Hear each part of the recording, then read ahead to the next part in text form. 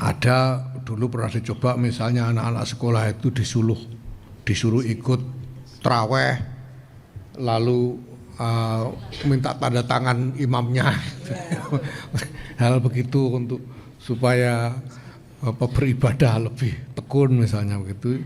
Tapi apakah itu model yang juga bisa kita andalkan? Ini tergantung, sebetulnya ya tergantung kerangkanya ini kita mau suruh apa anak-anak sekolah ini gitu, selama Ramadan itu gitu. Nah kalau di pesantren itu ya malah Ramadan itu lebih banyak ngajinya daripada di luar Ramadan gitu. Masih soal libur ini yang libur apa gitu loh.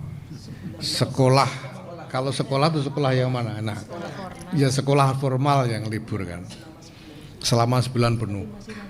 Jadi ya wacana, tapi kita udah pernah sekolah libur 9 penuh itu dulu sudah pernah. Tidak libur juga sudah pernah. Ya. Dan kita sudah tahu apa yang kemudian bisa dilakukan selama liburan itu, sehingga saya kira ada evaluasi lah sejauh mana waktu libur selama Ramadan itu bisa memang lebih bermanfaat bagi anak-anak sekolah. Nah, maka menurut saya tergantung libur itu diisi apa. Kalau suruh libur, suruh tidur di rumah saja kan ya itu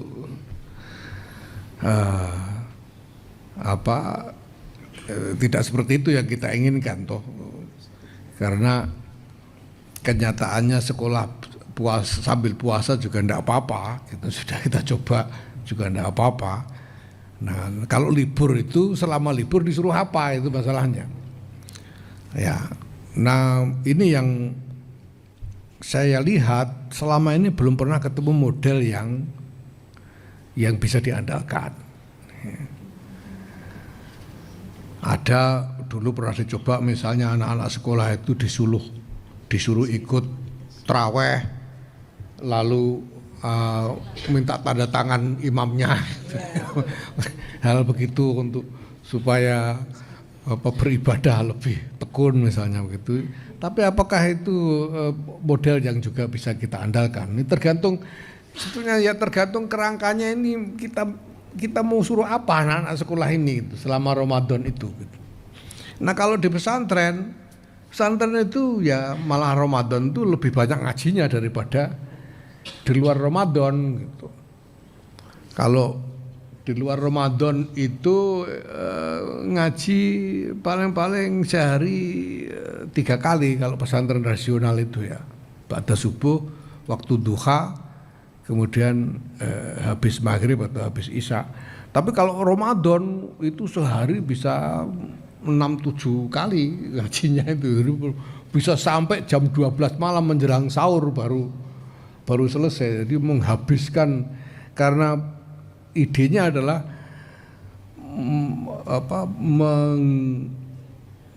memanen barokah sebesar-besarnya dari bulan Ramadan ini, sehingga ngajinya malah intensifkan supaya barokahnya bisa dapat lebih banyak. Itu kalau pesantren ya. Nah, anak sekolah ya mungkin baik libur penuh sebulan, tapi disuruh apa? ini dulu, ini yang harus dibangun dulu. Ramadan itu digunakan untuk apa bagi anak-anak sekolah ini gitu. Apalagi kalau kita ingat dengan anak-anak sekolah yang non muslim gitu. Nah, apakah yang non muslim ikut libur gitu?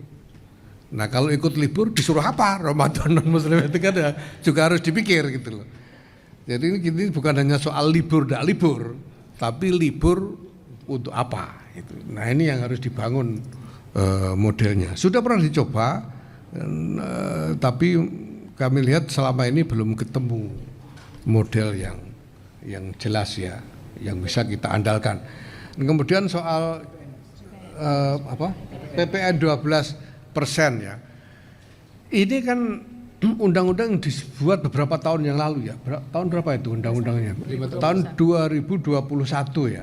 Itu undang-undang tahun 2021 yang kemudian di situ ada klausul diterapkan tahun ini begitu kan. paling lambat paling lambat 1 Januari 2025 itu klausulnya kan begitu. Nah, maka sebetulnya pertama sebagai kebijakan itu sudah jadi keputusan politik, sudah jadi undang-undang. Masalahnya itu, ini sudah jadi undang-undang. Dan undang-undang itu sudah menyatakan diterapkan paling lambat tanggal 1 Januari 2025 gitu. Nah, tentunya ada logika di situ bahwa sampai dengan tanggal 1 2025 mestinya ada hal-hal yang dipersiapkan supaya memungkinkan untuk penerapannya tanggal 1 Januari 2025. Nah, maka ya pemerintah saya kira bertindak sesuai dengan pertimbangan-pertimbangan itu. Nah, buat kita rakyat publik ini, yes, mungkin saya tidak tahu ya, mungkin agak telat kita ikut ngomong soal ini. Sudah jadi undang-undang gitu. Mestinya dulu-dulu kita diajak ngomong juga, tapi 2021 itu kita nggak terlalu dengar soal ini. Nah, mestinya saya tempo hari saya mengatakan bahwa sebetulnya masyarakat ini butuh penjelasan yang lebih lengkap tentang kenapa harus ada kenaikan 12%. Apa yang menjadi alasan urgensi dari kenaikan pajak itu, dan apa yang bisa dijanjikan sebagai benefit untuk rakyat kalau itu naik. Kan ini bahan diskusinya harus itu, sehingga kita bisa bicara. Nah, sementara hal-hal ini memang belum cukup keluar dalam perbincangan publik gitu ya. Nalar fiskalnya bagaimana, bisa kita harus naik, ini kebutuhannya apa sih gitu, dan sebagainya.